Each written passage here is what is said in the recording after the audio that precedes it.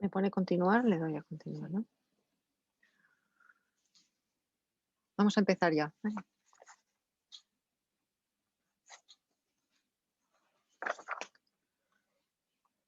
Bueno, buenas tardes. Bienvenidos a la presentación y defensa pública de la tesis doctoral titulada Influencia del deslumbramiento en la conducción nocturna en pacientes con facoesclerosis, que será presentada y defendida por Alfredo Olgueras López, graduado en óptica y optometría para optar al grado de doctor por la Universidad de Valladolid. Esta tesis doctoral ha sido dirigida por los doctores Miguel Maldonado López y Alberto López Miguel. El tribunal que juzgará esta tesis doctoral está compuesto por el doctor David Pablo Piñero Llorens de la Universidad de Alicante, en calidad de secretario, el doctor Genís Cardona Torra de Flot por la Universidad Politécnica de Cataluña, en calidad de vocal, y yo, Margarita Calonge Cano, en la Universidad de Valladolid, en calidad de presidente. Esta tesis ha sido admitida a defensa por la Escuela de Doctorado de la Universidad de Valladolid, la ESDUVA, gracias a que el doctorando ha cumplido con todas las obligaciones previstas, habiendo realizado una amplia cantidad de actividades y ha contado además con los informes pertinentes positivos de dos doctores expertos, Alejandro Cerviño Expósito de la Universidad de Valencia y José Manuel Arrosa Povés de la Universidad de Zaragoza. Sin más dilación, por lo tanto, este tribunal da la palabra a don Alfredo Olgueras para que presente y defienda su tesis doctoral.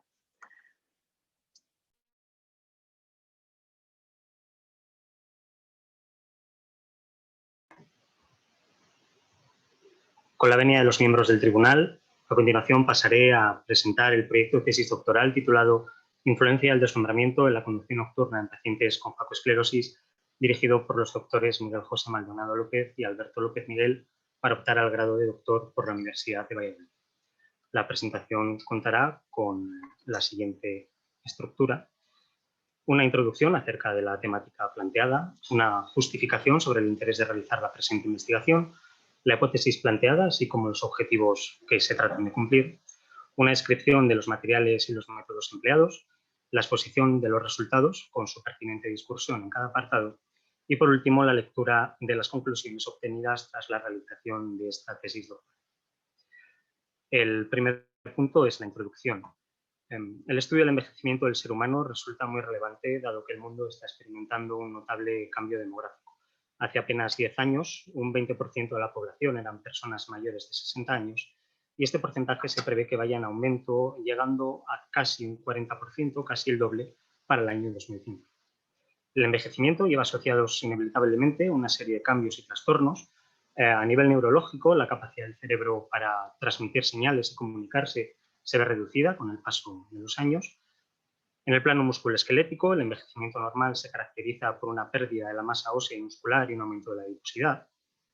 Y los sentidos tampoco están exentos de sufrir cambios durante el paso de los años, como la hiposmia, que es la disminución de la capacidad para captar olores, o la presbiacusia, que es la pérdida de la audición, especialmente en los tonos altos.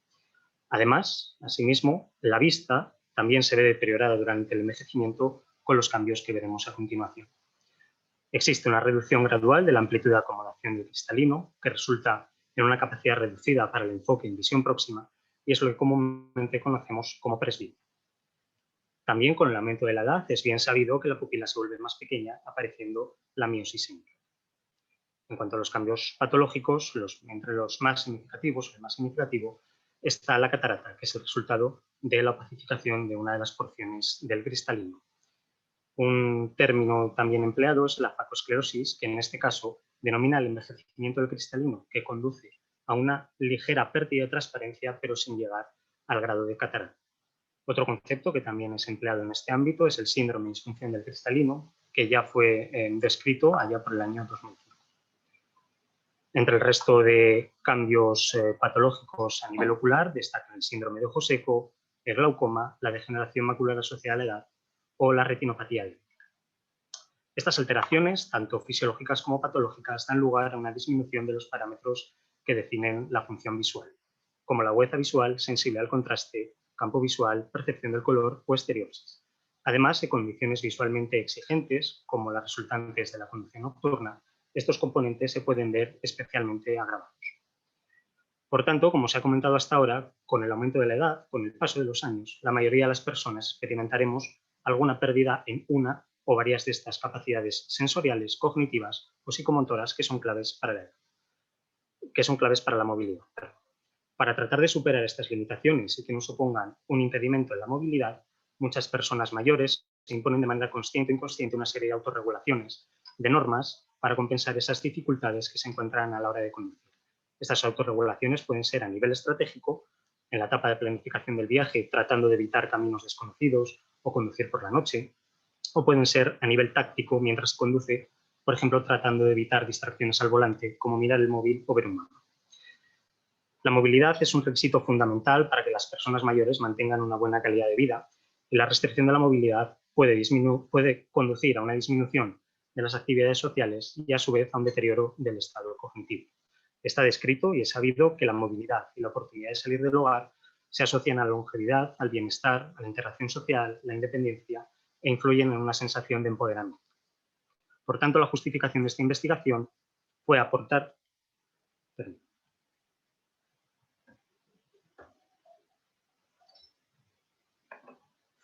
nuevo conocimiento acerca de la influencia de la opacidad moderada del cristalino propia del envejecimiento en la función visual y, sobre todo, su repercusión sobre la capacidad de los pacientes con facoesclerosis para identificar objetos de distinto contraste durante la conducción nocturna.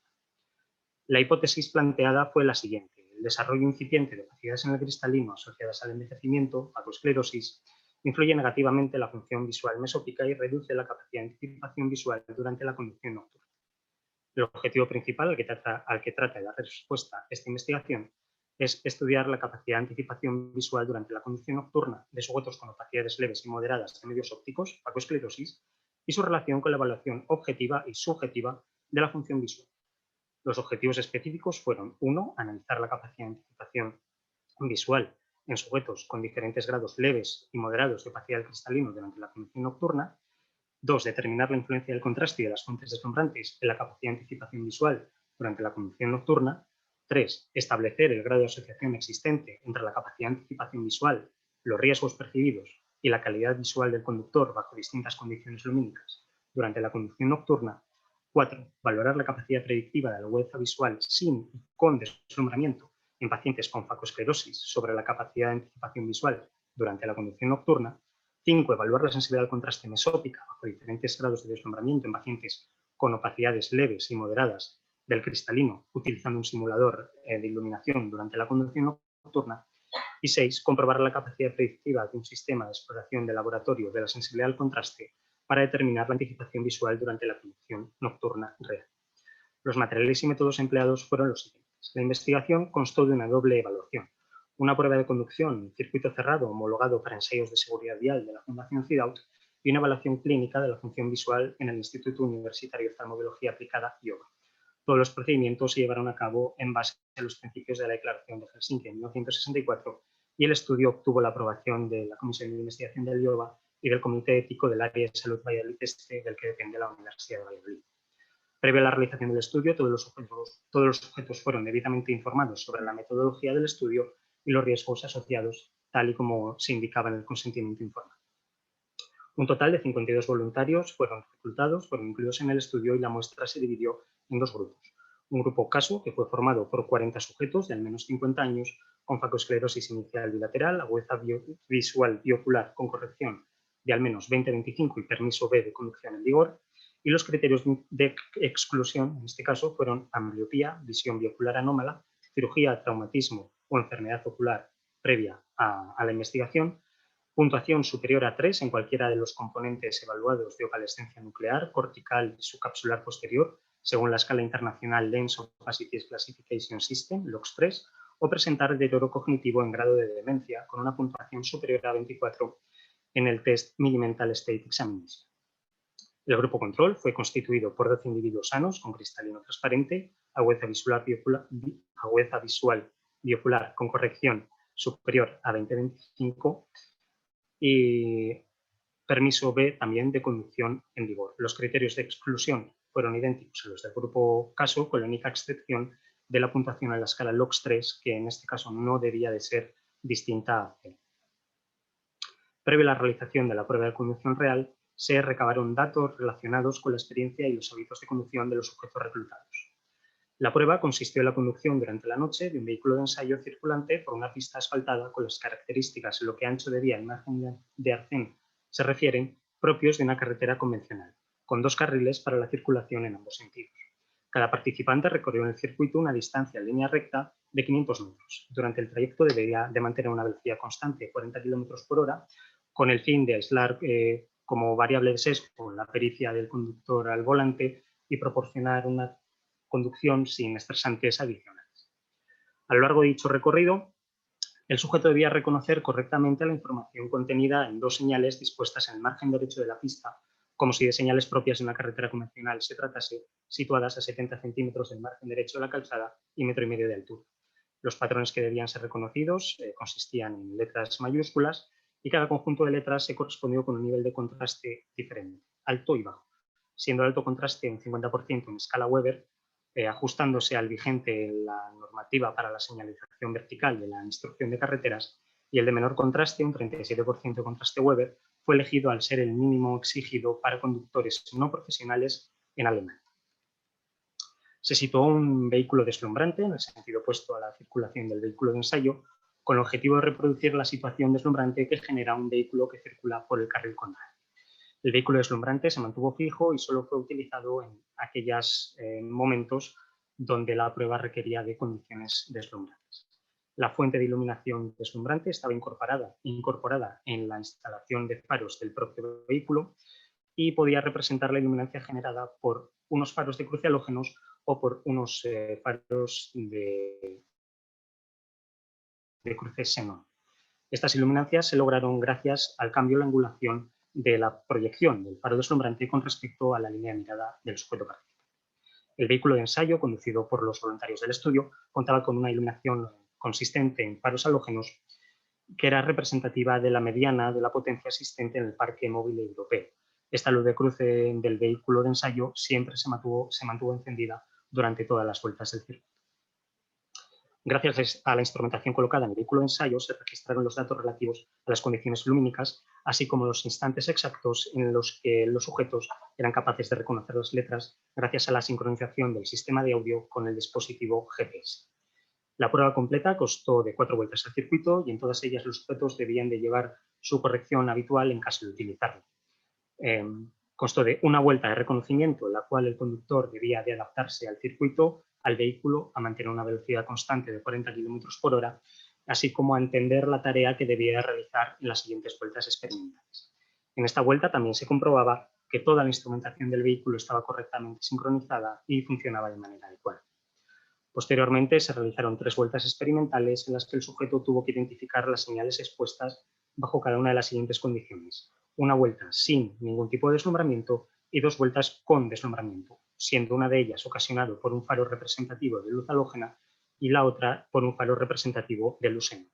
En esta animación se puede apreciar el carácter totalmente dinámico de la prueba, así como la intensidad del vehículo deslumbrante iba en aumento según el vehículo de ensayo se aproximaba. En las imágenes fijas en el margen derecho, concretamente a la derecha de la calzada, se puede apreciar un ligero atril, un soporte sobre el que se situaban las letras que los sujetos debían de reconocer.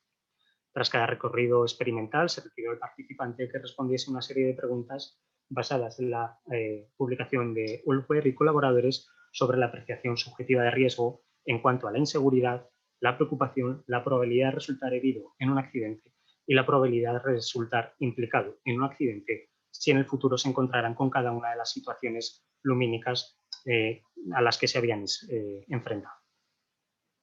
Asimismo, al finalizar cada una de las vueltas experimentales bajo condiciones deslumbrantes, la halógena y la xenón, se cuestionó a los sujetos acerca de la incomodidad que habían sufrido utilizando la escala de Bohr, la cual otorga valores de malestar inducido por el deslumbramiento en un intervalo de 1 a 9, siendo 1 insoportable y 9 inapreciable.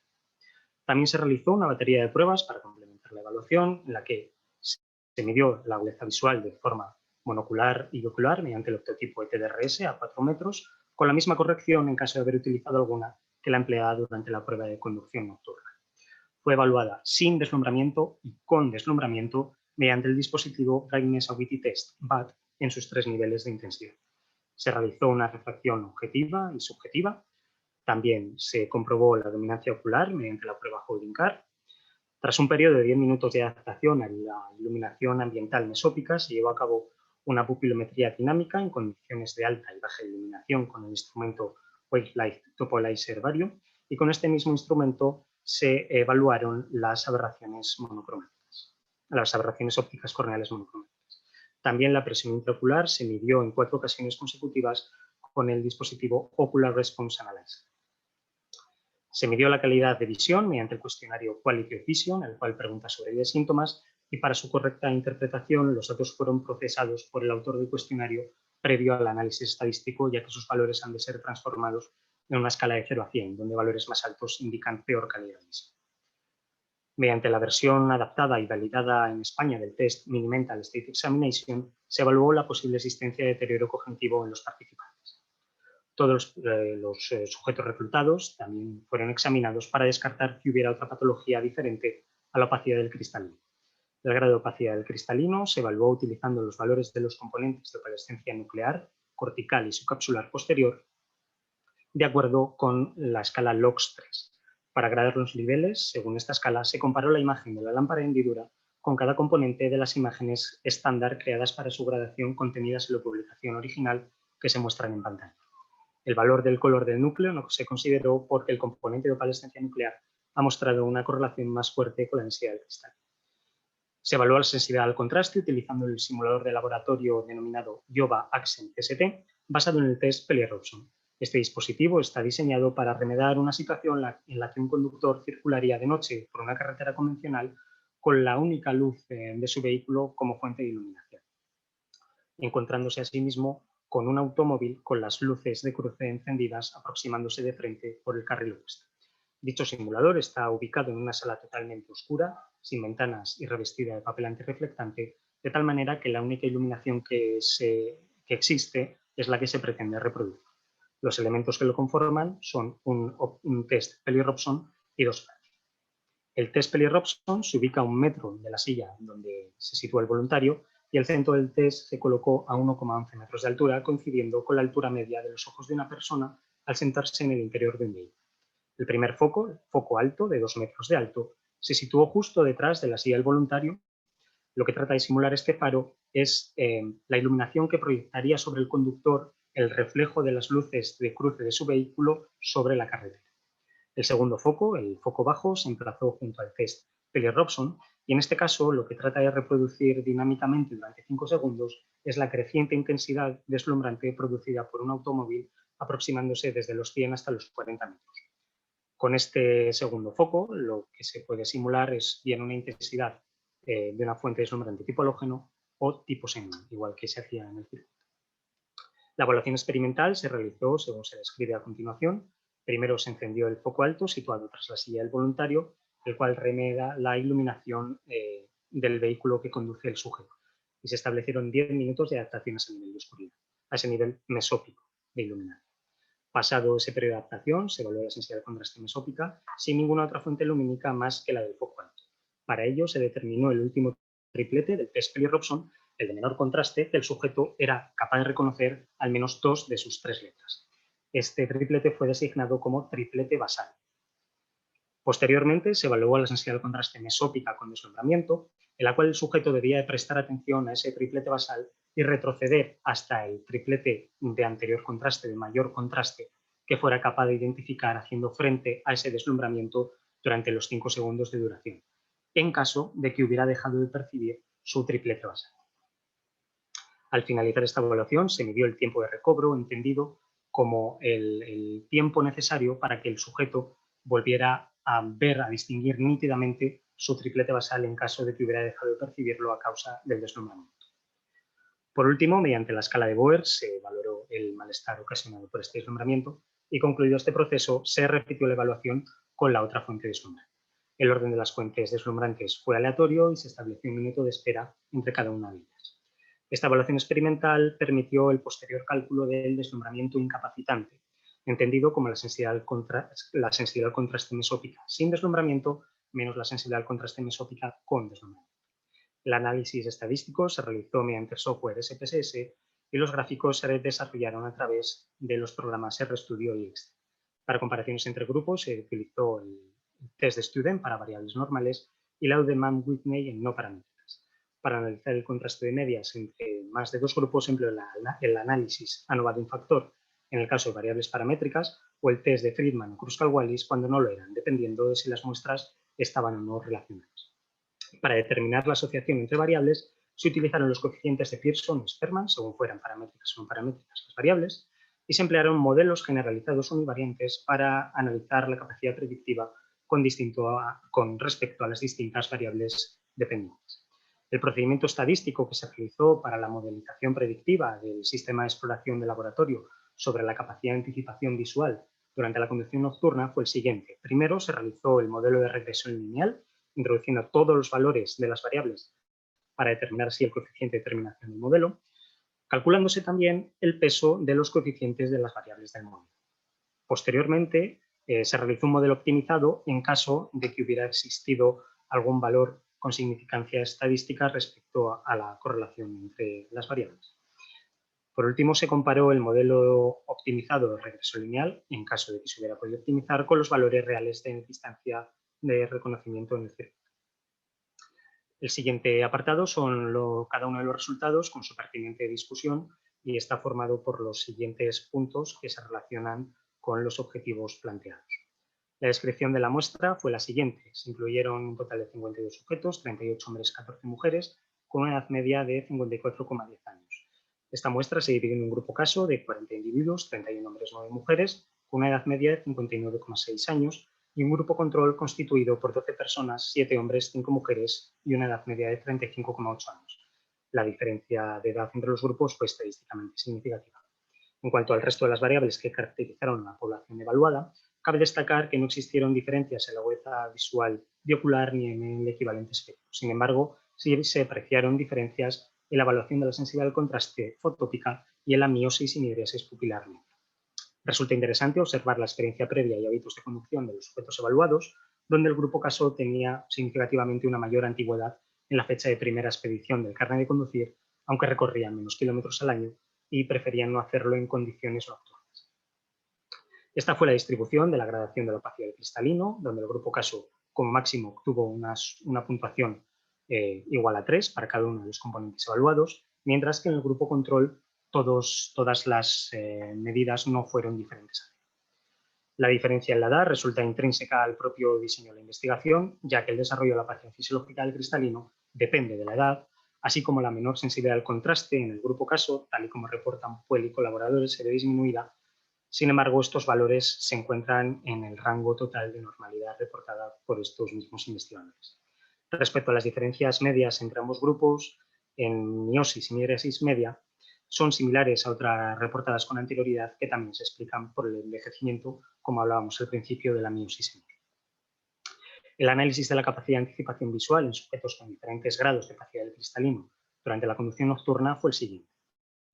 Respecto a las distancias de reconocimiento de letras con alto contraste, la media fue significativa 3 veces mayor para el grupo control que para el grupo caso, mientras que con las letras de bajo contraste los sujetos con fagosclerosis redujeron de forma significativa en más de un 40% su capacidad de anticipación.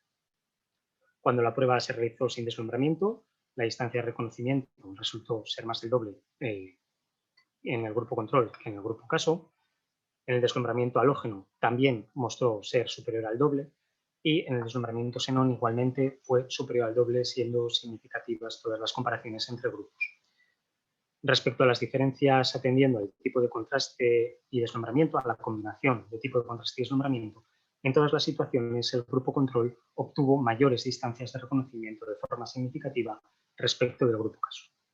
Si ahora desgranamos las distancias de reconocimiento de las letras en función del componente de opacidad, el cual siempre fue 0 para el grupo control y entre 0 y 3 para el grupo caso, como se irá apreciando en el eje de abscisas, podemos observar que para la opacidad nuclear se aprecia claramente como la mayor distancia de reconocimiento media en el grupo control, tanto para un alto como para un bajo contraste, superior a las del grupo caso, y además en todos los casos, excepto en 2 puntuales, de la opacidad nuclear del grupo caso, un nivel de contraste alto se relacionó con una mayor distancia de reconocimiento.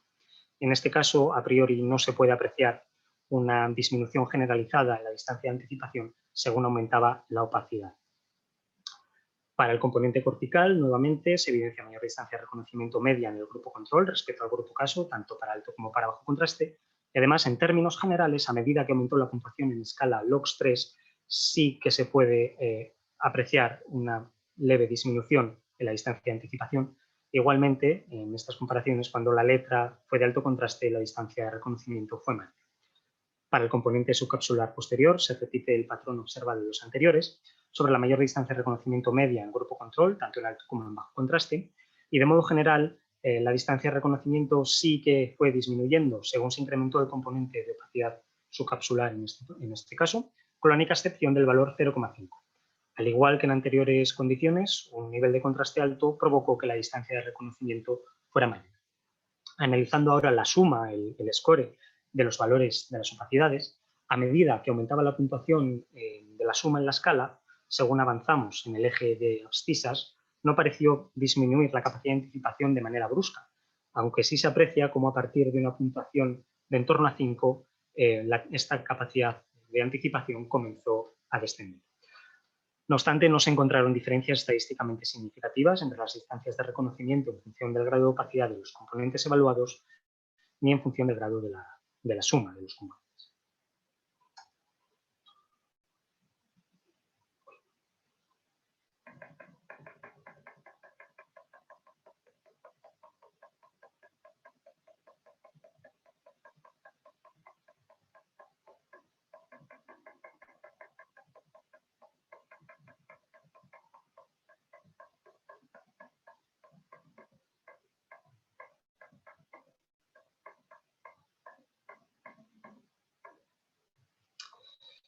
Yendo a la discusión de este apartado, se obtuvieron diferencias estadísticamente significativas en la capacidad de anticipación para todas las comparaciones entre grupos, es decir, existieron diferencias significativas entre grupos atendiendo, por un lado, al nivel de contraste, por otro lado, al grado de deslumbramiento y, por otro lado, las distintas combinaciones según el nivel de contraste y de deslumbramiento.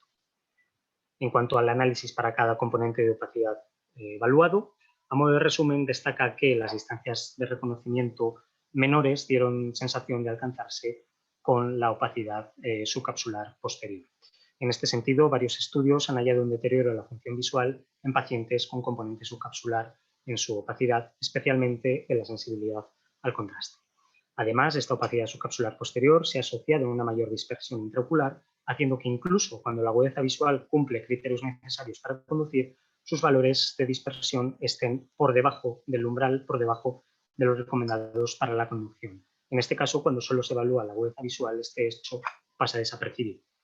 La dispersión de la luz en los medios ópticos es la principal causa de esta sensación de deslumbramiento y resulta en una luminancia de velo en la retina, que es la causante de la disminución del contraste. La influencia del contraste y de las fuentes deslumbrantes en la capacidad de anticipación visual durante la conducción nocturna fue la siguiente. La iluminancia existente en el momento exacto en el que los participantes reconocieron las letras de alto y bajo contraste para las distintas condiciones de deslumbramiento fue mayor cuando los participantes estaban bajo un deslumbramiento xenón, que se corresponden con las dos últimas gráficas. Al realizar las comparativas pertinentes entre condiciones deslumbrantes, existieron diferencias significativas entre todas ellas, excepto en dos: sin deslumbramiento con alto contraste y sin deslumbramiento con bajo contraste, y sin deslumbramiento con bajo contraste y deslumbramiento halógeno con alto contraste. Estas situaciones donde no se hallaron diferencias estadísticamente significativas en la iluminancia observada ni punto de reconocimiento demuestran que el método fue el adecuado, ya que tomando la situación sin deslumbramiento como prueba de control, la comparativa interna entre alto y bajo contraste arroja que la iluminancia no fue diferente. Esto mismo sucede cuando el deslumbrante fue halógeno y la letra de alto contraste, es decir, cuando la distancia de medida de la iluminación fue más lejana, correspondiendo con la ubicación del patrón de alto contraste, y la fuente deslumbrante fue menos intensa, coincidiendo con el deslumbramiento halógeno. El resto de comparaciones entre las demás condiciones resultaron significativas, indicando una diferencia aprecia. De la presente tabla, ya mostrada en el apartado anterior, se extraen el resto de los resultados. Al comparar distancias de anticipación en función de las condiciones deslumbrantes, no existieron diferencias estadísticamente significativas entre las distancias de reconocimiento para las tres condiciones deslumbrantes en los pacientes con facoesclerosis ni en los sujetos del grupo control. Sin embargo, como también se observó en el apartado anterior, las diferencias entre los grupos para un mismo nivel de deslumbramiento sí que fueron estadísticamente significativas. En el caso de la comparación de las distancias de anticipación en función del contraste de las letras, existieron diferencias significativas tanto en el grupo control y el grupo caso para un mismo contraste, alto-bajo, como en el alto y bajo contraste para el grupo caso y el alto y bajo contraste para el grupo control.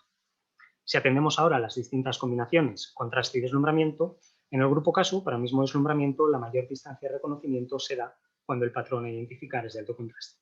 Además, resultó significativa la diferencia en la distancia de anticipación entre la condición a priori más favorable, sin deslumbramiento con alto contraste, y la menos favorable, deslumbramiento halógeno con bajo contraste. En el grupo control, igualmente, las distancias de anticipación para una misma condición lumínica se dieron con el contraste alto.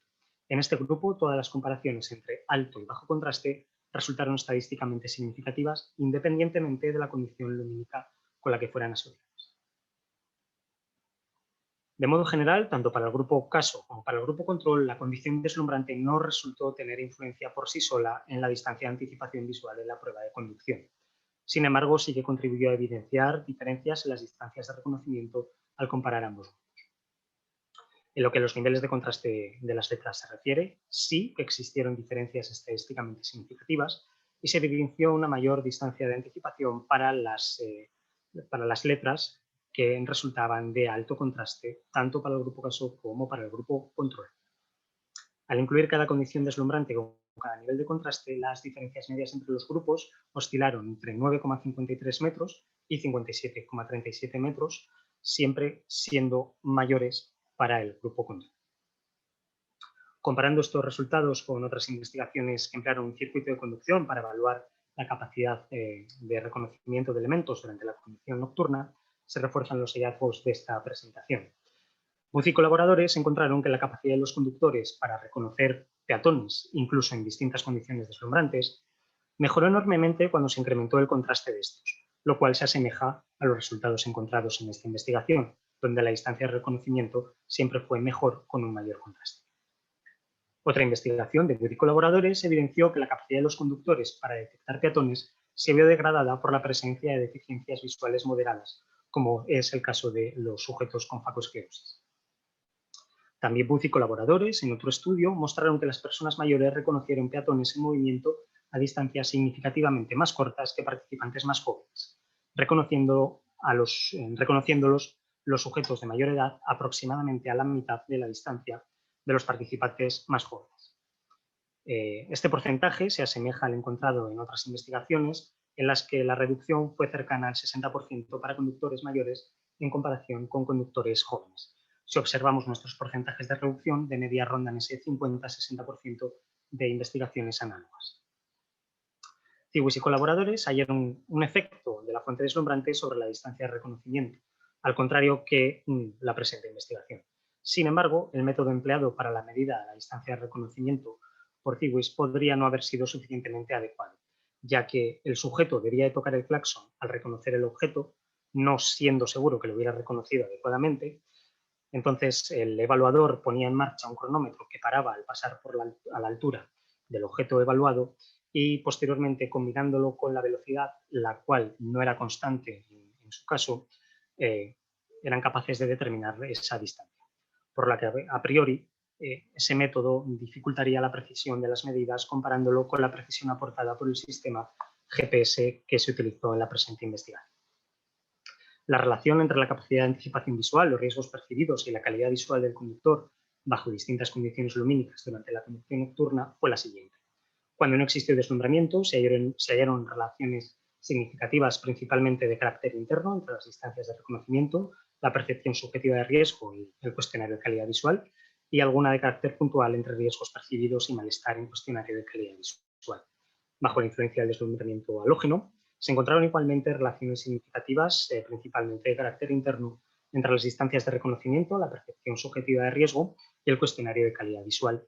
Y con el deslumbramiento xenón se repitieron los hallazgos significativos de carácter interno en las distancias de reconocimiento, en la percepción subjetiva de riesgo y en el cuestionario de calidad visual, además de alguno puntual entre riesgos percibidos y cuestionario de calidad visual. No se encontró relación significativa entre la capacidad de anticipación visual y las respuestas de los cuestionarios subjetivos. Este hallazgo sugiere que las evaluaciones subjetivas no son determinantes por sí solas a la hora de determinar la capacidad para la conducción. Otras investigaciones que han comparado pruebas de deslumbramiento con síntomas evaluados mediante cuestionarios también encontraron que no son buenos predictores. La investigación más análoga al presente apartado es la liderada por Kimlin, quien se halló una correlación significativa entre la puntuación obtenida en el cuestionario subjetivo con la habilidad de conducción cuando existe un deslumbramiento, aunque no sin deslumbramiento. No obstante, el cuestionario empleado por Kimlin sí fue diseñado específicamente para evaluar la conducción nocturna. La valoración de la capacidad predictiva de la agudeza visual sin y con deslumbramiento sobre la capacidad de anticipación visual durante la conducción nocturna fue la siguiente. En el grupo de sujetos con opacidades iniciales se encontraron puntualmente relaciones inversas y significativas entre la agudeza visual con el dispositivo BAT en su intensidad deslumbrante baja y 2 distancias de reconocimiento. En el grupo control se observaron correlaciones también inversas y significativas entre las distancias de reconocimiento de las letras de bajo contraste en condiciones de deslumbramiento halógeno y la agudeza visual obtenida con el dispositivo BAT en sus 3 intensidades baja, media y alta. De modo general, los hallazgos en esta investigación sugieren una baja relación entre la agudeza visual bajo diferentes intensidades deslumbrantes y su traslación a distancias de reconocimiento en circuito, independientemente del grupo analizado. Este hecho va acorde con otras investigaciones, las cuales mostraron que la agudeza visual no se correlaciona adecuadamente con las habilidades al volante. Además, dan idea de que la evaluación de la función visual no es una tarea sencilla y no puede basarse únicamente en la medida de la agudeza visual. Asimismo, mientras que cataratas avanzadas producen una disminución manifiesta de la agudeza visual, la fotoesclerosis inicial no afecta a esta agudeza visual fotópica. Por ello, la agudeza visual no es un buen evaluador de la función visual en el mundo real y en las actividades de la vida diaria. La evaluación de la sensibilidad al contraste con un simulador de iluminación durante la conducción nocturna en pacientes con opacidad del cristalino fue la siguiente. La sensibilidad al contraste difirió significativamente entre grupos en todas las condiciones evaluadas: fotópico, mesópico sin deslumbramiento, mesópico haciendo frente a un deslumbramiento tipo halógeno y mesópico haciendo frente a un deslumbramiento tipo xenón. Si recuerdan, en la metodología se definió el deslumbramiento incapacitante como la sensibilidad al contraste mesópica sin deslumbramiento menos la sensibilidad al contraste mesópica con deslumbramiento.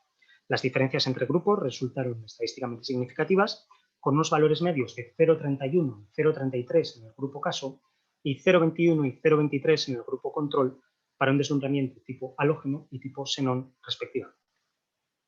Estudios previos han demostrado que la sensibilidad al contraste es el mejor predictor para evaluar la seguridad al volante. Los resultados de la presente investigación sugieren que la sensibilidad al contraste mesópica añade nueva información a las pruebas clínicas tradicionales de función visual, lo cual está en línea con las conclusiones que aportan otras investigaciones. Si recuerdan, los resultados del deslumbramiento incapacitante fueron de 0,31 y 0,33 para el grupo caso, y estos valores son superiores al punto de corte propuesto por Owsley y colaboradores en ojos con catarata. Además, el deslumbramiento incapacitante en el grupo control estuvo por debajo de este valor umbral, tanto con deslumbramiento halógeno como con deslumbramiento xenón, puesto que fueron de 0,21 y 0,23. Por último, en cuanto a resultados, la capacidad predictiva de un sistema de exploración de laboratorio para determinar la anticipación visual durante la conducción nocturna fue la siguiente. Al analizar la muestra completa, el mayor poder de predicción se da en la condición bajo deslumbramiento halógeno con alto contraste y bajo deslumbramiento xenón también con alto contraste. En el grupo caso se obtienen valores bajos en cuanto a la capacidad predictiva para las distintas condiciones ambientales. Mientras que analizando el grupo control, de nuevo son el deslumbramiento halógeno con alto contraste y el deslumbramiento xenón con alto contraste los que mayor capacidad predictiva obtienen. Aunque sobre el grupo caso el modelo no consigue una capacidad predictiva adecuada, el modelo sí que demuestra una buena capacidad predictiva sobre los controles sin opacidades.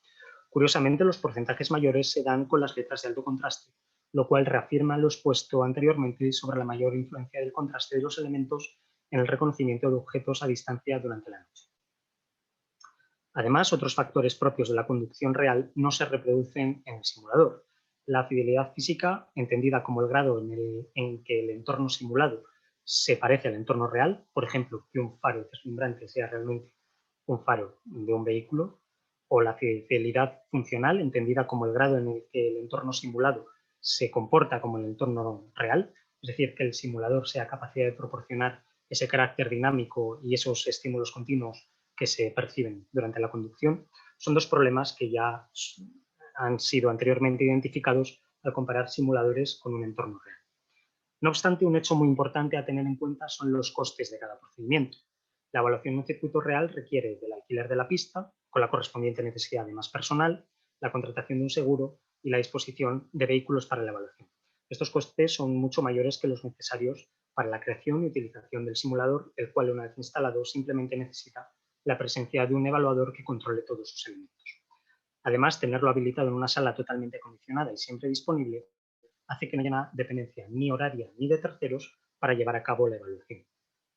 Estos factores ponen de manifiesto que sí, la realización de la evaluación de la conducción controlada en una pista ofrece un nivel de realismo poco superable, pero requiere de muchos más recursos. Continuando con la discusión, como toda investigación crítica y con afán de mejora, esta no está exenta de un apartado de limitaciones.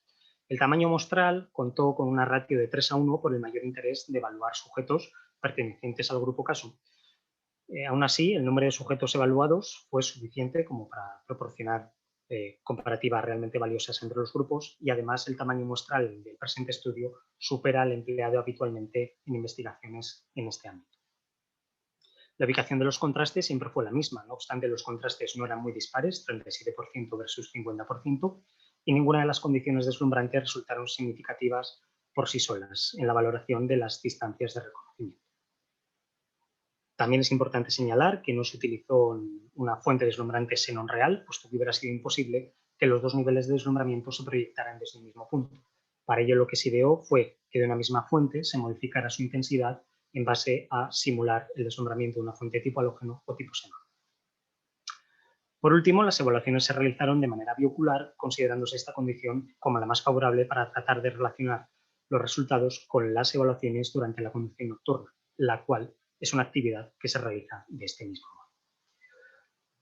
Igualmente, como toda investigación que pretende seguir creciendo en su desarrollo, esta no está exenta de una línea futura, de unas líneas futuras, en la cual la más reseñable es el diseño, construcción, puesta a punto y validación de un simulador que aporte mejores sustanciales sobre el actual, como la inclusión del cockpit real de un vehículo, donde se sitúa el sujeto, la disponibilidad de distintos elementos en un frontal que permita combinar el parámetro visual evaluado con la condición lumínica ambiental requerida, pudiendo ser además de carácter totalmente dinámico gracias al carril de aceleración del que dispone. Además, para asegurar la repetibilidad en la adquisición de datos, todo ello está controlado mediante un software diseñado para tal efecto. Por último, pasaré a leer las conclusiones con la venia del tribunal.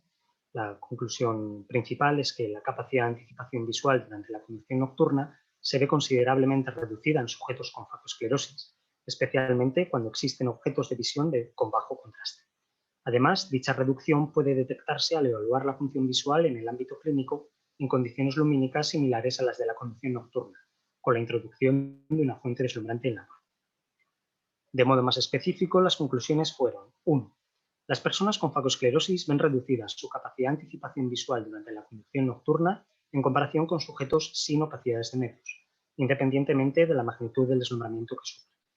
2. El nivel de contraste de los elementos a identificar durante la conducción nocturna determina principalmente la capacidad de anticipación visual durante la conducción nocturna, tanto en sujetos con opacidades leves de cristalino como sin opacidades, no siendo las fuentes deslumbrantes de moderada intensidad tan influyentes en la magnitud de dicha anticipación.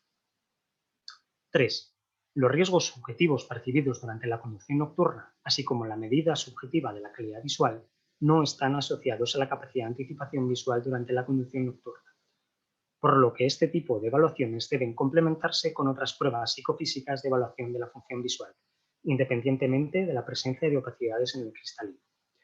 4. La medida de la agudeza visual con o sin deslumbramiento no está asociada a la capacidad de anticipación visual durante la conducción nocturna y debe complementarse con otras pruebas de evaluación de la función visual que incluyan fuentes deslumbrantes independientemente de la presencia de opacidades leves en el cristalino. 5. En personas con opacidades leves del cristalino se debe recomendar la medida de la sensibilidad al contraste mesópica con y sin deslumbramiento, ya que son pruebas clínicas complementarias que aportan información relevante adicional a los exámenes clínicos estándar, debido a que los sujetos con opacidades leves del cristalino muestran dichos valores alterados a pesar de presentar valores normales en exámenes fotópicos convencionales. 6. El sistema de exploración de laboratorio IOVAX en CST presenta una notable capacidad predictiva de la distancia de reconocimiento en conducción real, en especial para elementos de la vía con mayor contraste.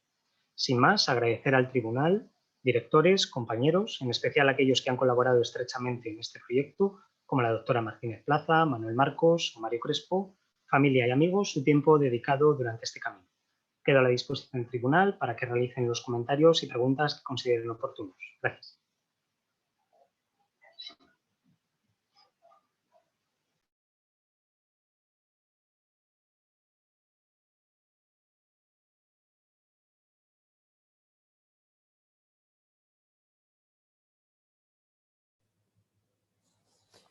Alfredo, muchísimas gracias. Tras la lectura y presentación, este tribunal va a pasar a realizar todas aquellas preguntas y cuestiones que le parezcan oportunas, pero antes y como siempre, si algún doctor presente en la sala física o en la sala virtual desea hacer alguna pregunta, pues aquí lo tenemos fácil, levantad la mano, aunque creo que la mayoría de los que veo dicen que no, porque todavía no tienen el grado de doctor. ¿Hay alguien entre los virtuales? Tampoco sé cómo identificar si alguien... No. Pues entonces paso a presentar a los miembros de este tribunal. En primer lugar, te dirigirá sus preguntas, Alfredo, el secretario de este tribunal, que es el doctor David Pablo Piñero Llorens. Lo presento brevemente para que todos nosotros sepamos cuál es su formación y, por lo tanto, también pues, esto dirigirá al tipo de preguntas. El doctor Piñero es opticotometrista por la Universidad de Alicante, hizo su doctorado en Física, Ingeniería de Sistemas y Teoría de la Señal en la Universidad de Alicante y es doctor desde el año 2010. Es actualmente investigador Ramón y Cajal en el Departamento de Óptica, Farmacología y Anatomía de la Universidad de Alicante y es responsable de la Unidad de Investigación de Oftalmar y también coordinador científico de la Fundación para la Calidad Visual Funcavis. Su campo de investigación incluye las anomalías del segmento anterior, publicaciones que así lo refrendan, con lo que se adecua perfectamente a la temática de esta tesis y cuenta además con 2 tramos de investigación reconocidos, con lo cual cumple perfectamente las condiciones que se exigen para poder ser miembro de este tribunal. Así que, doctor Piñero, adelante, por favor. Muchas gracias.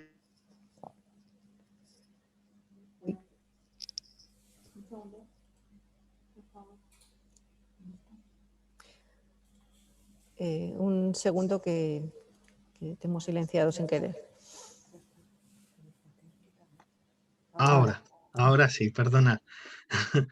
Bueno, sin otro particular, lo primero que te quería comentar es daros la enhorabuena tanto a ti como a los directores de la tesis por varias cosas. Lo primero, porque es una tesis que hay mucho trabajo detrás, un trabajo, como digo yo, bastante incómodo, porque no solamente son medidas clínicas, sino que es desplazarte hacia a un circuito, tomar unas medidas que quizás no estamos tan familiarizados, puesto que no son medidas convencionales.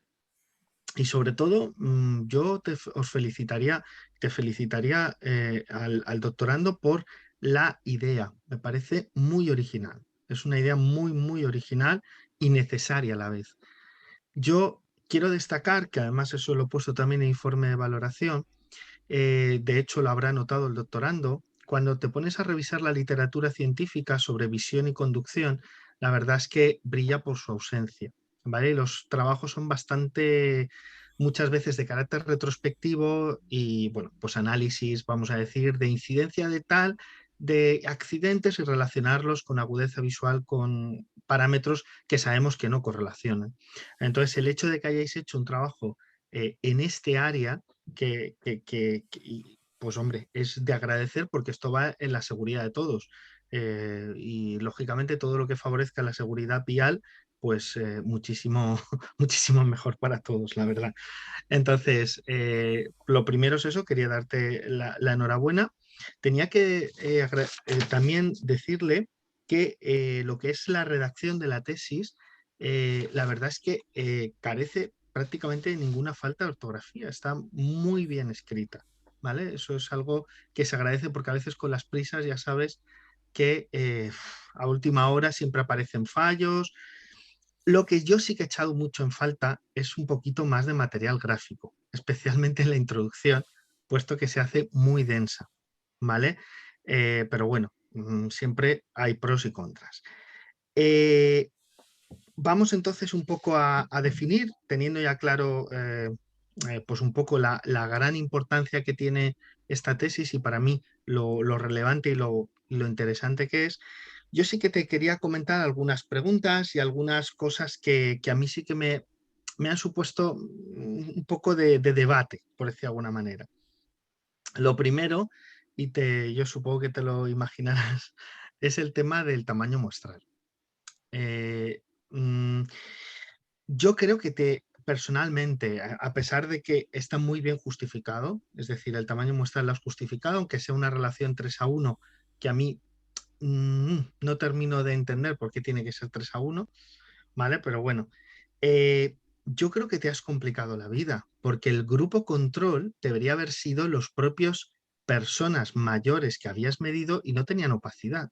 No necesitabas coger a gente joven, porque la gente joven seguro que va a tener una distancia, una distancia de anticipación menor, puesto que hay otro tipo de capacidades que también están relacionadas con la distancia de anticipación, como son los sacádicos, el control de la fijación y el tiempo de reacción. Por lo tanto, ahí yo creo que has hecho más trabajo del que toca, pero bueno, que perfecto, porque eso lo tenemos ahí. ¿Y por qué? Lo que me llama la atención es eso, ¿por qué habéis utilizado ese criterio 3:1? Sí, sí, es muy claro. Principalmente es por el carácter de importancia de lo que queríamos evaluar, era la influencia de sujetos con opacidades, ¿vale?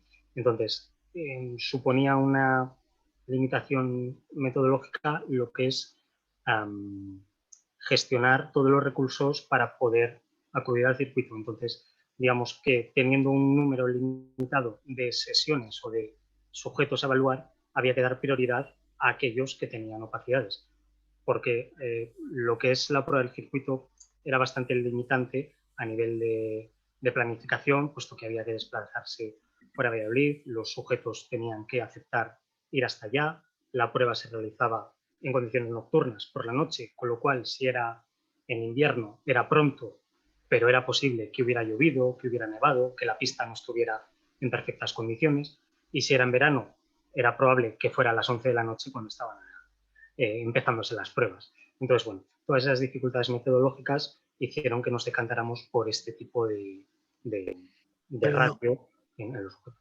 pero ¿no crees que hubiera sido más sencillo hacer más grande la muestra con pacientes de este rango de edad y meter como grupo control sujetos sin opacidad de ese rango de edad?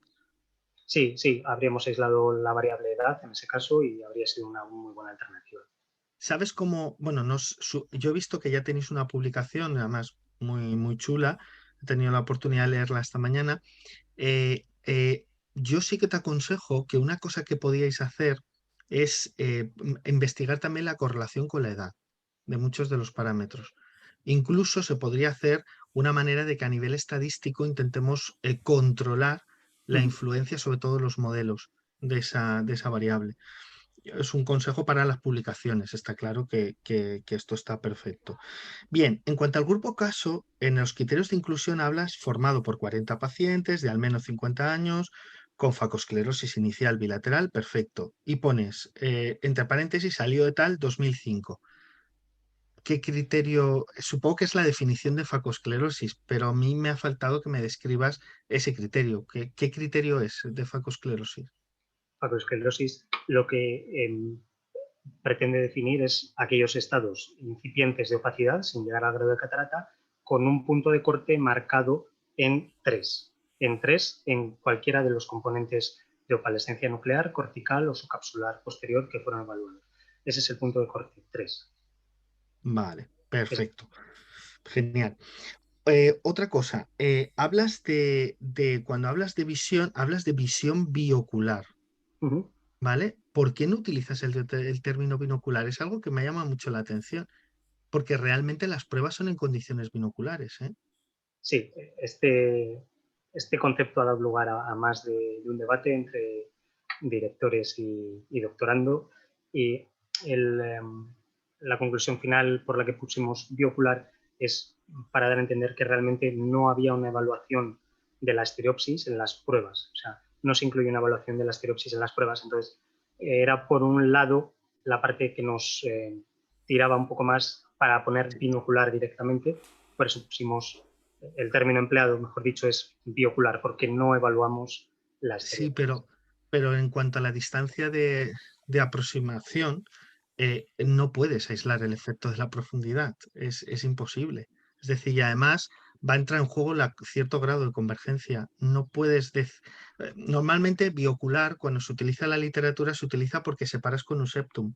Lo que tienes es analizas a la vez para analizar la percepción simultánea a nivel cerebral de ambas imágenes. Yo ahí creo que esa terminología, sobre todo depende de qué lenguajes científicos, os puede dar problema, porque realmente lo que hacéis es una medida binocular que en cierto modo tú la has puesto como una limitación, pero yo creo que es al revés, es una fortaleza, ¿eh? Cuando has hablado al final, yo creo que debe de medirse binocular, porque al fin y al cabo es como estamos midiendo. ¿Qué es lo más satisfactorio? Sí, pero es que es así como vemos. Es decir, realmente, vamos, yo creo que lo has hecho lo correcto. ¿De acuerdo? Eh, bueno, esto perfecto. Hay una cosa que me ha encantado y que creo que teníais que haberle dado más fuerza en la discusión, aunque algo has comentado. Por ejemplo, has visto que está muy de moda últimamente, en los pocos estudios que se hacen sobre conducción, utilizar simuladores de realidad virtual. Tú no, tú has hecho lo que yo creo que hay que hacer, que es irte al espacio real, al mundo real. Eh, ¿No crees que es una gran ventaja que habría que destacar? Que realmente habéis hecho algo en el espacio real como realmente debe ser, porque acuérdate que en un circuito de realidad virtual, eso es una cosa que yo les he discutido muchas veces, tenemos el conflicto acomodación-convergencia y ese nos va a afectar muchísimo, sobre todo en la resistencia que puedas tener. ¿No crees que es una gran ventaja de tu tesis? Sí, sin duda. Principalmente si lo que queremos evaluar es conducción, pues el mejor método para evaluarlo es yendo a conducir. Sí que es verdad que hay investigaciones que incluso han llegado a evaluar la conducción en carretera abierta, pero bueno, la verdad es que eso en el fondo puede resultar peligroso tanto para el propio sujeto evaluado como para el resto de conductores que estén en la carretera, además de que no puede reproducir siempre las mismas condiciones. Por eso, dentro de evaluar conducción real, pensamos que lo más acertado es un circuito. No, y además que tienes ahí el problema que te lo apruebe el comité ético, sin que te haga poner 300 seguros especiales para el paciente. Es decir, realmente sería muy difícil. Por eso lo entiendo y me parece perfecto. Una cosa importante, cuando haces las medidas, como las haces a oscuras, bueno, y las medidas se hicieron, ¿tuvisteis en cuenta, supongo, el tiempo de adaptación a oscuridad Sí, sí, sí, sí, para sí. que no hubiera posimágenes? Sí, Perfecto. sí, sí, sí. Genial. Entre cada prueba, porque hiciste un tipo de deslumbramiento y otro tipo de deslumbramiento, hicisteis el circuito, ¿cuánto tiempo esperasteis porque sabes que hay un cierto periodo que estás aún deslumbrado? ¿Cuánto tiempo esperasteis entre prueba y prueba? Aproximadamente, como mínimo, 3 minutos. Vale, perfecto. Vale, eso Con... es importante. Una cosa que yo sí que me hubiera gustado, en el simulador este que habéis hecho, se parecieron, comprobasteis, porque sí que medisteis las luminancias. Eso me ha gustado, que habéis medido en todo momento las luminancias. ¿Se parecieron las condiciones de iluminación del circuito a las que empleasteis? Eso es una curiosidad, Sí, sí, sí. simplemente. En lo que es en el simulador solo había los dos faros que reproducían idénticamente las mismas luminancias que las medidas en el circuito. Entonces, en el simulador lo que teníamos era, por un lado, eh, un faro alto, que ese faro lo que imitaba totalmente era la luz de cruce del vehículo que el sujeto conducía en el circuito y un faro, llamemos bajo, que era el faro que simulaba el deslumbramiento, cuyas iluminancias eran las mismas que las del vehículo deslumbrante del circuito. Es que yo creo que esa es la clave, porque mucha gente cuando publica cosas sobre sensibilidad al contraste y salen tan variables, no tienen en cuenta las condiciones de iluminación. Yo creo que ahí, en ese sentido, habéis dado en el clavo y creo que es algo muy, muy importante. Otra cosa, la dominancia, ¿vale? La habéis metido como una medida dentro de vuestra prueba clínica. ¿Por qué solo mediste la dominancia motora y no la sensorial?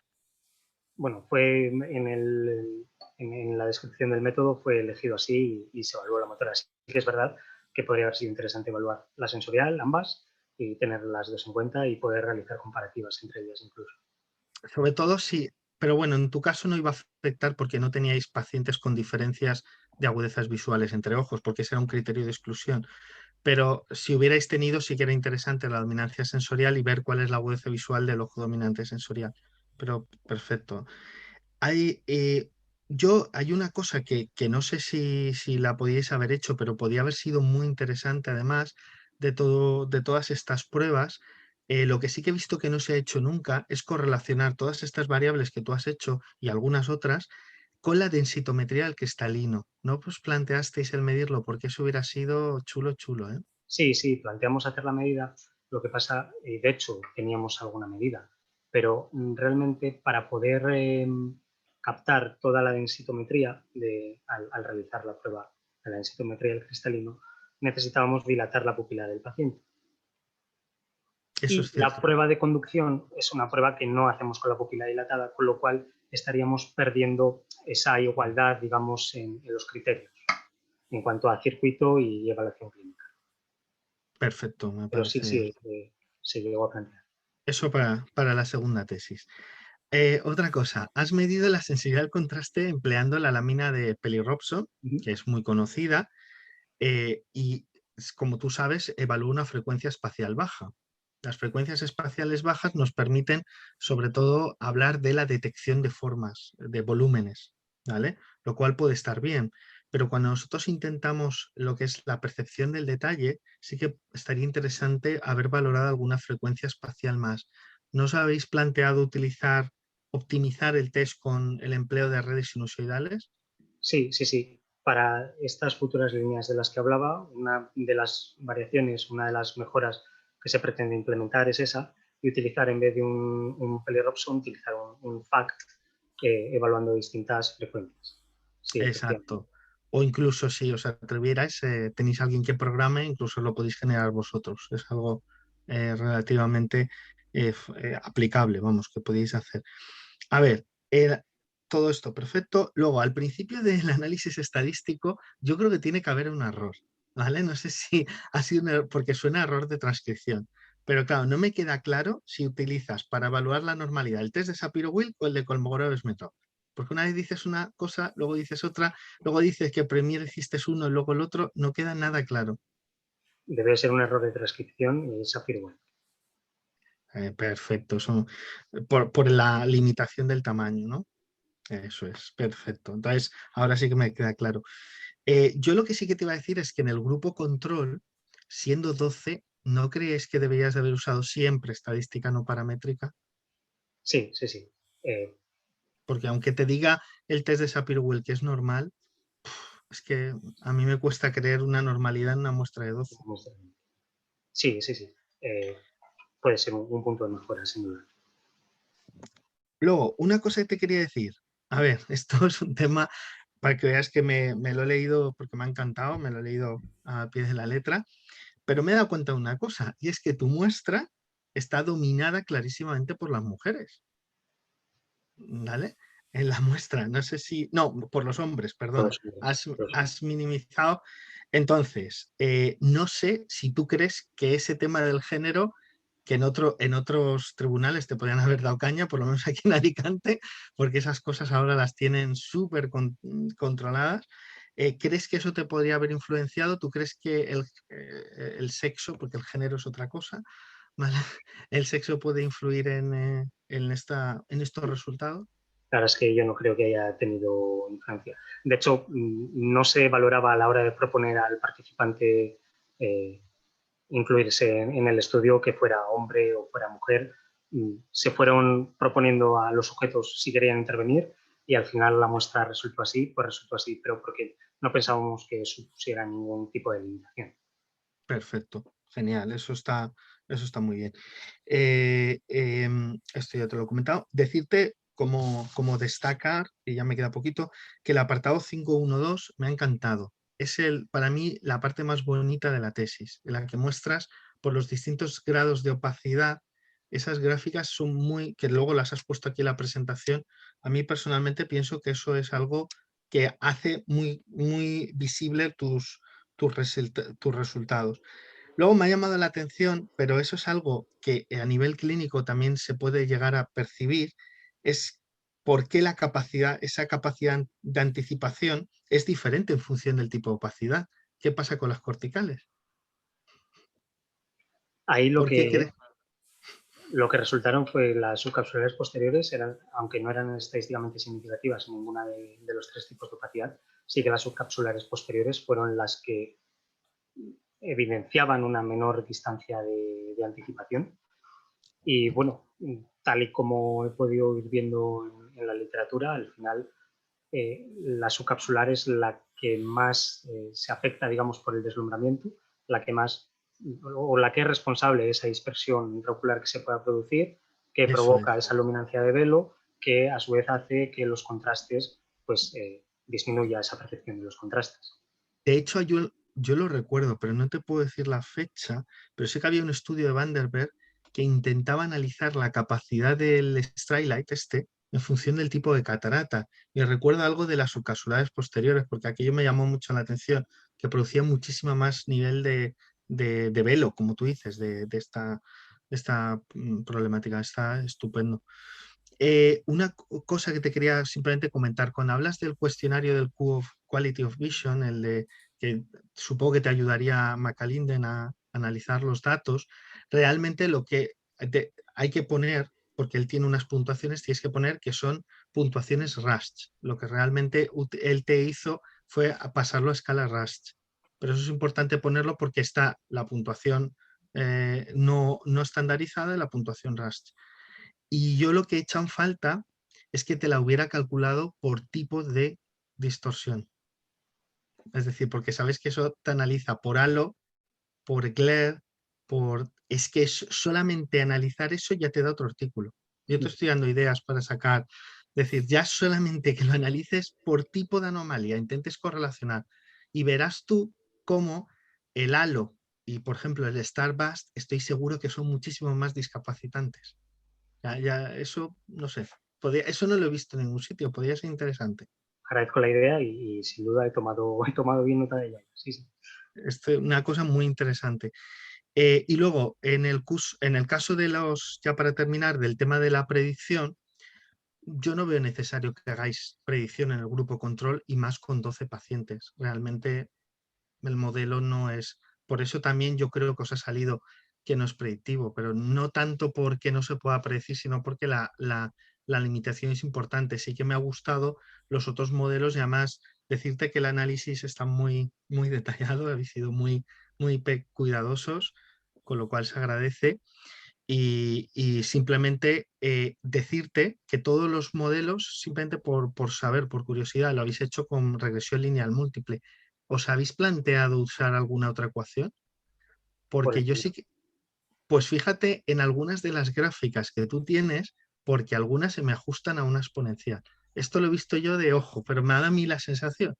Y a lo mejor podías intentar ajustarlo a una exponencial, lo cual, estás analizando una respuesta de percepción, tiene toda la lógica que se ajusta a una exponencial.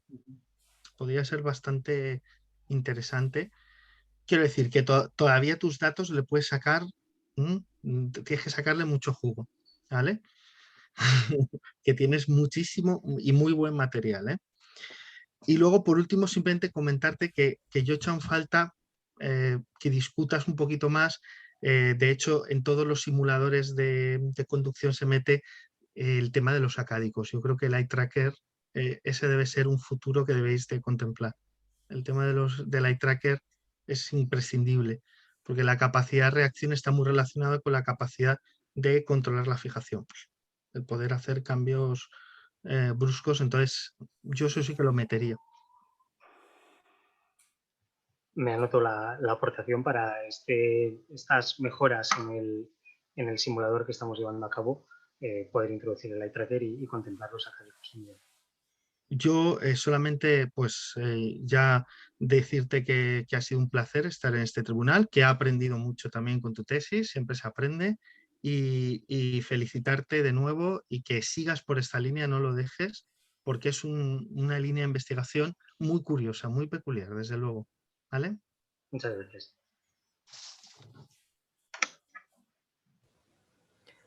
Muchísimas gracias, doctor Piñero. Has tomado buena nota, ¿no? De todo, Alfredo. Bueno, a continuación te hará sus preguntas y comentarios el vocal de este tribunal. Es el doctor Genís Cardona Torradeflot. Él es doctor en Optometría y Ciencias de la Visión desde el año 1996 por la Universidad de Manchester. Actualmente es profesor contratado doctor en el Departamento de Óptica y Optometría en la Universidad Politécnica de Cataluña. En la Facultad de Tarrasa, que es donde, si no me equivoco, él trabaja, su campo de investigación es principalmente optometría, lentes de contacto y el síndrome visual informático, como refrendan sus publicaciones, siendo este, por lo tanto, el área de conocimiento de tu tesis, y de nuevo, al contar con al menos con 2 tramos de investigación, cumple perfectamente las condiciones para estar en un tribunal de tesis doctoral. Doctor Cardona, cuando gustes. Muchas gracias, doctora Calonge. Bien, en primer lugar, me gustaría felicitar al doctorando y a sus directores de tesis por la excelente calidad de la tesis. O sea, hay tesis y hay algunas tesis que algunas veces se hacen por puro trámite, y esta claramente no es así. Es una tesis de altísima calidad. Es una tesis que se encuentra respaldada por un artículo ya indexado en JCR, y como dice el doctor Piñero, es una tesis que da jugo para varios artículos más. Es una tesis que también se encuentra respaldada por congresos de reconocido prestigio internacional, básicamente presentados en las varias ediciones de Optom, y también es una tesis que cuenta con financiación pública, lo que no siempre es fácil. No siempre es fácil de conseguir, y seguramente eso es una de las bazas que luego permite plantearse algunos de los experimentos que están en la tesis. Siempre lo digo, que algunas tesis son tesis low cost, en las cuales hace falta mucha imaginación por falta de recursos, y otras que cuentan con recursos, pues se pueden permitir el lujo de hacer algunos experimentos más sofisticados y mucho más chulos, y algunas veces pues esto que permiten esta evidencia científica como la que nos aportas aquí. Los resultados que presentas, además del impacto académico, yo creo que es un impacto social muy importante. No solo para la calidad de visión de los pacientes y su calidad de vida, sino también como también ha comentado el doctor Piñero, para los temas de seguridad viaria. Es decir, yo creo que a partir de los resultados de esa tesis, que luego te voy a sugerir estos resultados se deberían dar a conocer a la administración y a los organismos encargados de la seguridad viaria, porque yo creo que pueden pueden conducir a algunos cambios, a algunas ideas para mejorar esa seguridad viaria y, por lo tanto, para que nos salgamos beneficiados todos. Entonces, yendo ya más específicamente a la memoria la he encontrado una lectura muy agradable, tiene una estructura muy lógica, es muy precisa y se encuentra muy bien referenciada. Cada una de las frases que no son tuyas, digamos, se encuentran con la referencia específica para ir a buscarla si quieres. Igualmente también estaba en la defensa, las diapositivas estaban también con sus referencias para saber un poquito más. Y entonces en la tesis lo que encuentro es una cosa que me comentó en su momento, en el año 96, mi director de tesis, que dijo que cada una de las frases que tienes que poner en la tesis la debes defender a muerte. Es decir, si pones una frase que ves que quitando la tesis tiene el mismo sentido, ¿no? que es una frase que sobra, pues la debes quitar.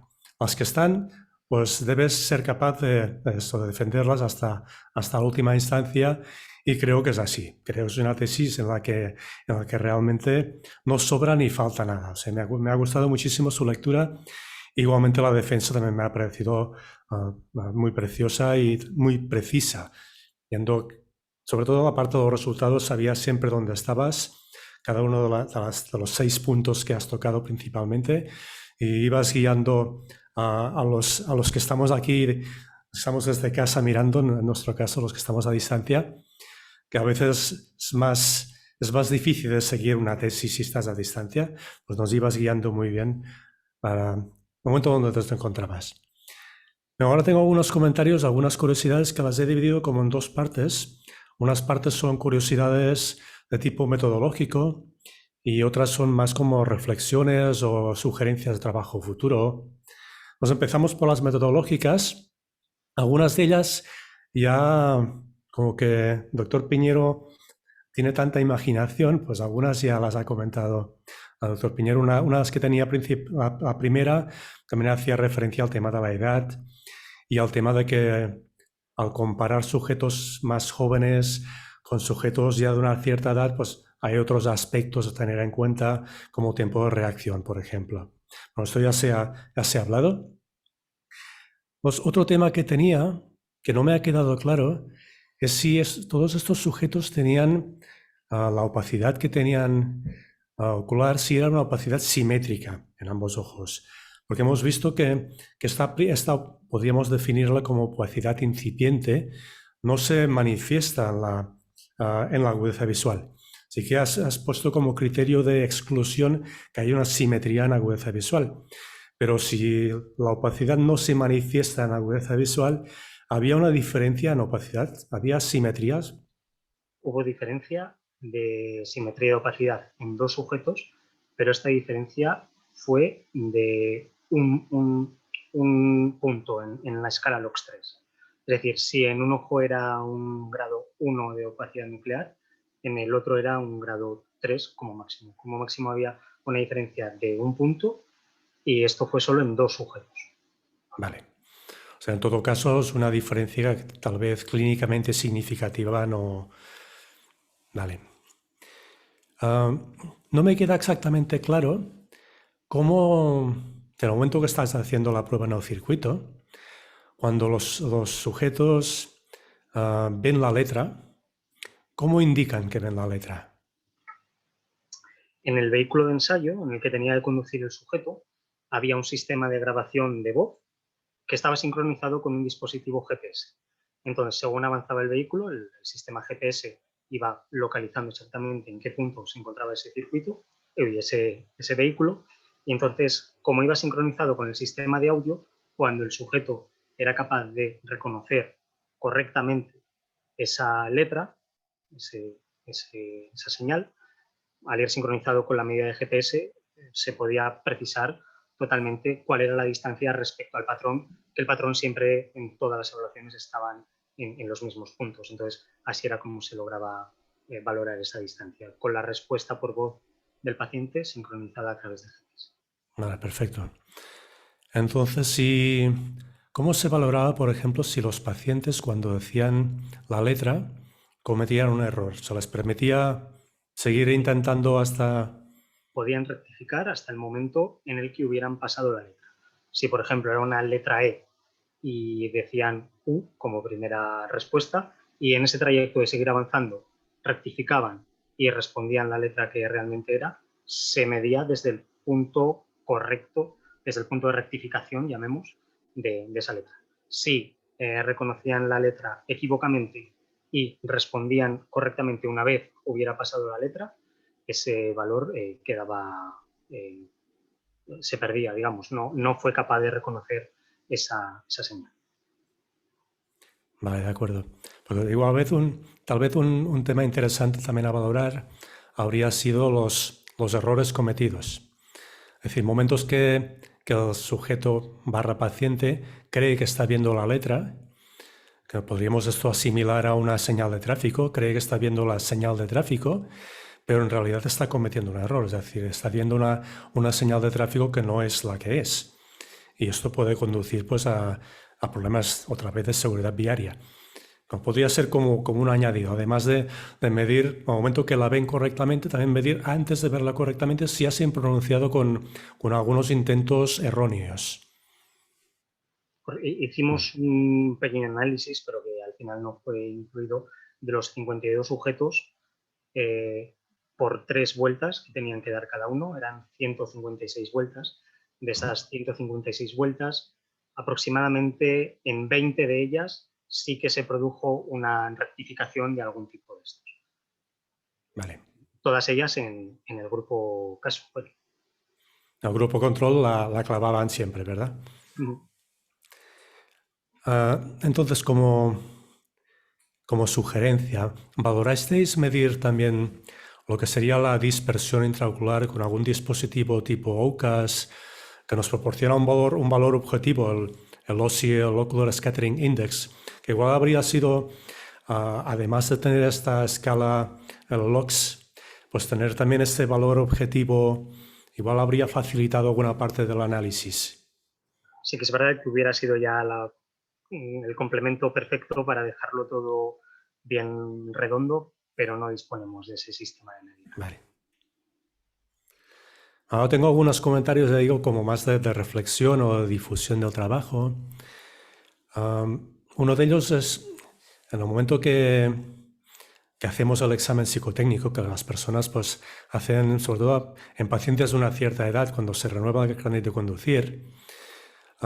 Eso no sé cómo estáis en Valladolid, pero en Cataluña, en algunos centros, relativamente los criterios son muy, muy laxos. Es decir, hacen una medida de agudeza visual y campo visual no lo miran nunca. Y la agudeza visual siempre es de alto contraste y pasando rapidillo. Seguramente se dedican más tiempo al famoso test de mover las imágenes dentro de las S que no en ver la visión de los pacientes. Ya más allá de si consideremos que un 0,5 de agudeza visual, que se considera mínimo para conducir en vehículos privados, si es realista o no. Entonces, a partir de los resultados de esta tesis, ¿crees que sería interesante recomendar siempre añadir esa medida sensible al contraste mesópica con deslumbramiento en pacientes de una cierta edad, digo? Sin duda sí, lo que ya no sé es si es tan viable hacerlo, por ejemplo, en esos centros psicotécnicos, pero incluirla en una evaluación oftalmológica o optométrica en pacientes como los que se indican, sin duda. Un poco por todo lo que estamos hablando del contexto tanto visual como vial. Entonces, sin duda, sí sería muy recomendable. Pues igual sería recomendable en pacientes a partir de una cierta edad, pues que el examen psicotécnico no fuera solo examen psicotécnico, sino que esos pacientes fuera obligatorio incluso que esos pacientes pasaran antes un examen oftalmológico completo. Optométrico oftalmológico completo. Y que fueran al lugar del centro psicotécnico ya con el informe. Sí, estoy de acuerdo. Sé que hay en algún país que sí, me parece que era en algún país nórdico, no recuerdo si era Noruega, Suecia, donde sí que se hacía de este modo. Y sé que hay también en otros países, como por ejemplo Alemania, que sí que incluyen una evaluación psicotécnica de la sensibilidad al contraste. Sí que la llevan incluida, mesópica me refiero, si el contraste mesópica. Sí. Esto también es curioso, esta diferencia de la legislación en función de los países. Entiendo que en países en los cuales las condiciones de conducción pueden ser bastante más complejas como las nuestras, como estos nórdicos, pues sí que igual se fijan más, pero hay otros países que también son con conducción compleja, como por ejemplo en Inglaterra, en el cual pues algunas veces creo que el examen visual es mínimo, es mirar si se leen correctamente las matrículas de los coches que están delante. Es Es decir, que, bueno, es curioso. Entonces, también algunas diferencias que encuentras con la luz. Parece que la luz xenón es como más nociva o más deslumbrante que la halógena. Esto también podría igual dar pie a alguna recomendación a nivel de organismos oficiales, como sugerencia, ¿eh?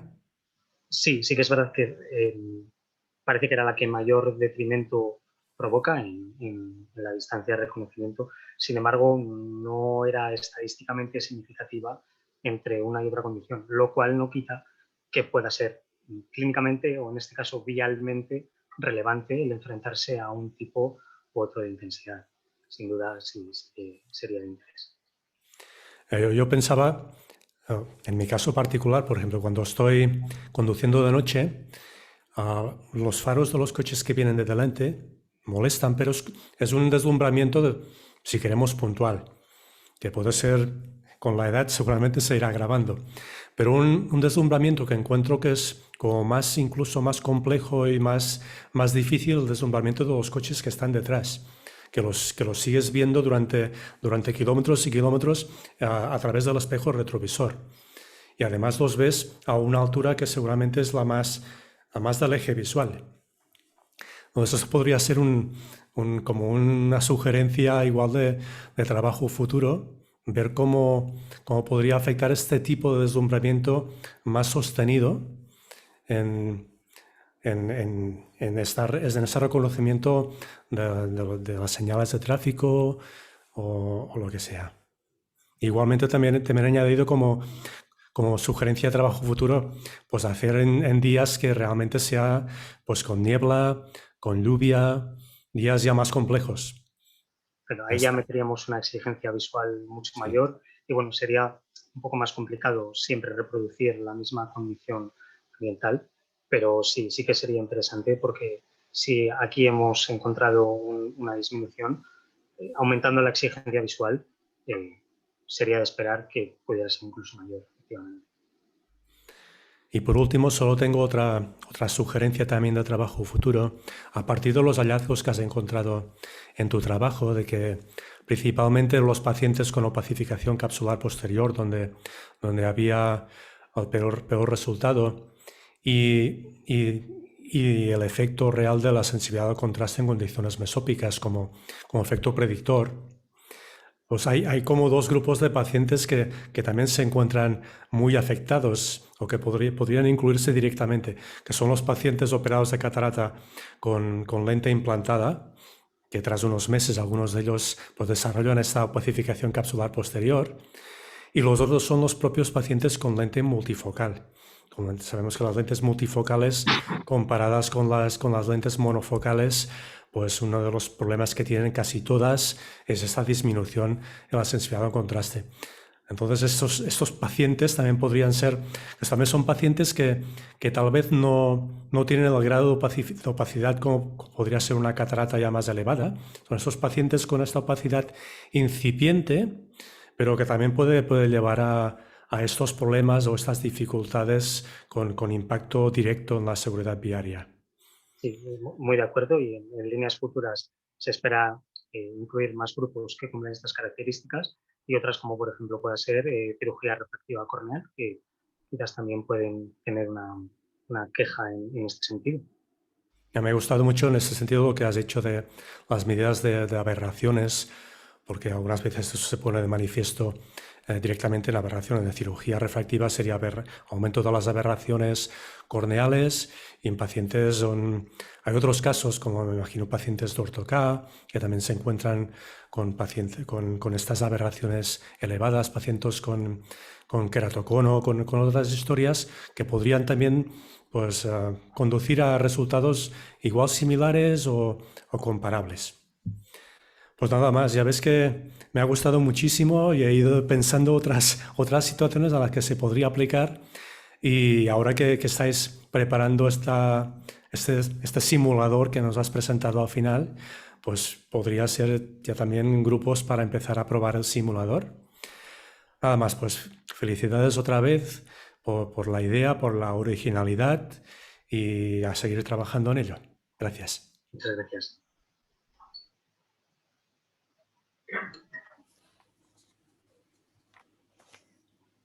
Muchas gracias, doctor Cardona.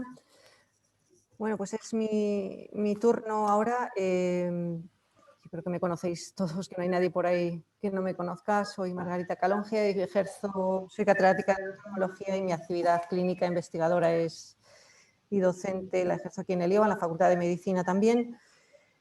Y como todos sabéis, no me dedico a temas, sino principalmente temas de inmunología ocular, principalmente en el segmento anterior. Tengo que darte las gracias de verdad, de corazón, no solo a ti, sino también a tus directores, que creo que es seguro que muchas de las ideas y demás, pues lógicamente son de ellos. Y a todos los que te han ayudado, pues, ellas son doctores, a todos los que te han ayudado, y a los pacientes, y a los pacientes y controles, ellos esto nos hubiera salido adelante. Sin ser exactamente el tema que no puedo intentarlo también con los otros dos miembros del tribunal, la verdad es que me ha encantado, me ha sorprendido y me parece que es un ejemplo de trabajo, de una enorme aplicabilidad, haciendo verdadera la de yoga, de investigación aplicada. Te voy a hacer algunas preguntas.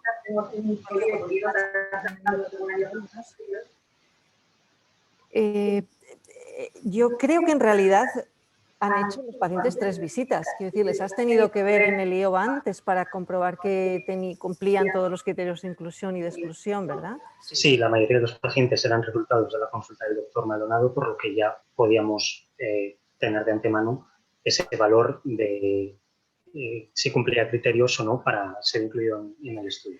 De hecho, esa era otra pregunta, es de dónde había sacado esos pacientes. Sí, principalmente. Yo creo que eso lo deberías haber puesto, de dónde proceden tus pacientes, eso pues simplemente se pone siempre, pero creo que debes poner que has hecho una visita previa, la haya hecho el doctor Maldonado o quien sea. En realidad las visitas han sido 3, una exhaustiva donde has tenido que comprobar todos los criterios de inclusión, exclusión, la otra en el circuito y la otra aquí, ¿no? En realidad son 3 y no hace más que engordar un poquito más la tesis, el trabajo o la publicación. En esa visita previa se medía, además de agudeza visual, se hizo un campo visual, se excluyeron que hubiera algún problema retiniano que podría interferir. Sí que se evaluaba la agudeza visual, que era un campo visual. Criterio de inclusión. Campo visual no se realizaba y sí se evaluaba que no hubiera ninguna otra patología que no fuera opacidad del cristal. O sea, que la mácula siempre estaba vigilada de alguna manera, aunque sea con un OCT. Yo creo que eso no lo has reflejado bien en la tesis. Al no incluir esa, digamos, visita de cribado. Coincido con el doctor Piñero en que te das poca importancia y poca relevancia, lo cual va dentro de nuestro humor castellano, pero esta tesis está como para que te eches muchas flores. Está muy bonita y muy relevante. Nada, te iba a preguntar cómo ya no entendía tampoco cómo el individuo decía que había visto el octotipo. Vale. Claro, por mí misma te digo que una cosa es ver el octotipo, la matrícula del coche que tienes delante, y otra cosa es poder leerla. Claro, yo no sé cómo o sea, el individuo tenía la orden de decir, lo he visto, lo que dijera, cuando realmente lo veía bien claro o cuando lo intuía. Tenía la orden de responder qué letra era la que estaba contenida en la señal en el momento en que fuera capaz de identificarla adecuadamente. Aunque no la viera del todo claro. De ahí viene un poco lo que comentábamos antes de que había algunos que necesitaban rectificar su respuesta. Vale. También tenía apuntado preguntarle sobre la edad más baja del grupo control y si había sido hecho a propósito así o no, porque entiendo que es difícil. O sea, yo entiendo que lo ideal hubiera sido una población de la misma edad, porque si no metes sesgos, con la edad todo empeora y ahí, bueno, ya se ha dicho claramente las cosas que empeoran.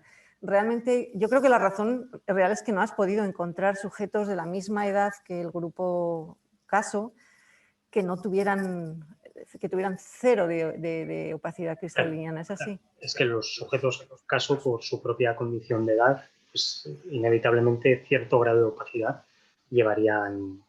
No, pero el grupo control, ¿no te ha sido posible encontrar individuos mayores de igual edad No, que el grupo claro, caso que no tuvieran absolutamente nada de opacidad? claro, porque por No. la edad, sí, o sea, si se hubieran incluido con esa misma edad, inevitablemente tendrían algún grado de opacidad mayor o menor que los incluidos, pero por la propiedad. La propiedad. Bueno, o sea, que es un sesgo inevitable. Vale.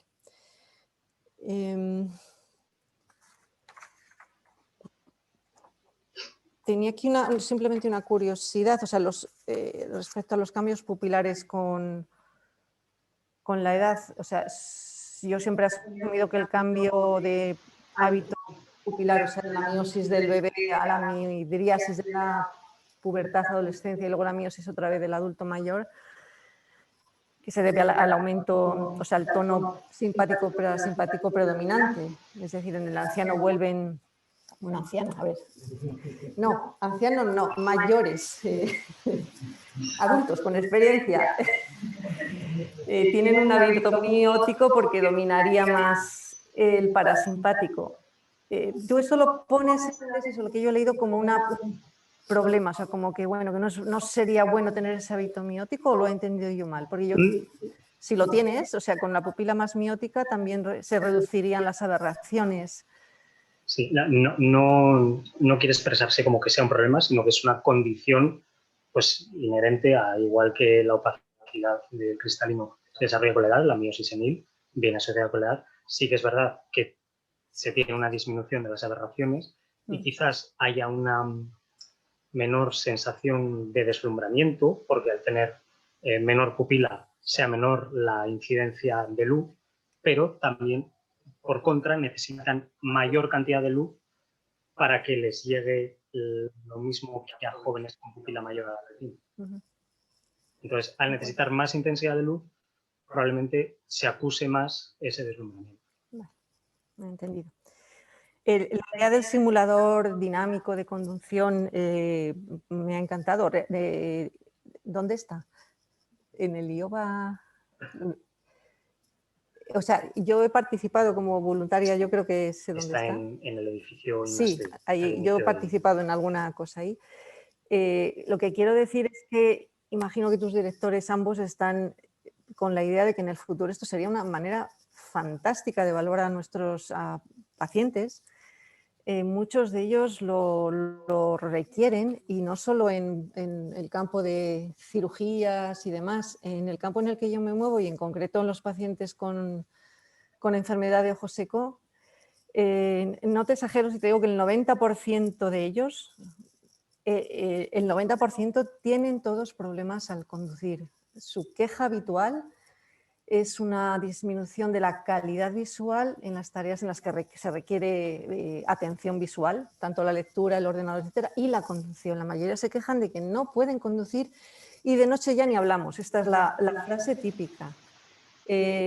Sería fantástico poder evaluar estos aspectos en esas personas, y creo que cuando lo perfeccionéis, de verdad se debe ofrecer a la sociedad, no solo de aquí en una consulta oftalmológica, optométrica, sino que yo te diría que cuando lo perfeccionéis, que es que esto, la Dirección General de Tráfico se debe enterar de esto.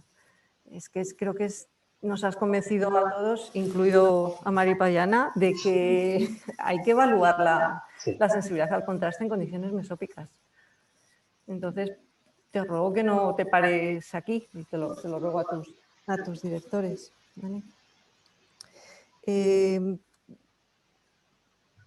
Poco más te quería preguntar, pero lo demás ya te lo han dicho todo.